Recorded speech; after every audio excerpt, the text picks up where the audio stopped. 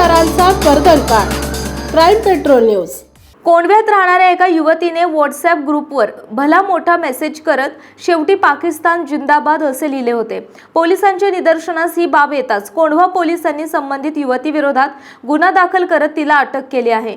Khadija Shahabuddin Shaikh वय 19 राहणार कौसरबाग ईशा लरियल कोंढवा असे युवतीचे नाव आहे। या प्रकरणी कोंढवा पोलीस ठाण्याचे हवालदार सुभाष जरांडे वय 43 यांनी फिर्याद दिली आहे। सुभाष जरांडे हे शुक्रवारी 9 तारखेला कोंढवा पोलीस ठाण्यात ड्युटीवर असताना ते दुपारी 1 ते 2 च्या दरम्यान सोशल मीडियावर युद्धाच्या अनुषंगाने होणाऱ्या हालचालींची पाहणी करत होते।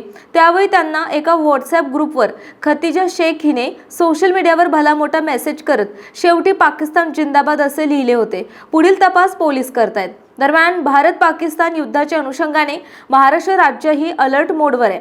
गृह मंत्रालयाकडून पोलिसांना सूचना देण्यात आल्या होत्या।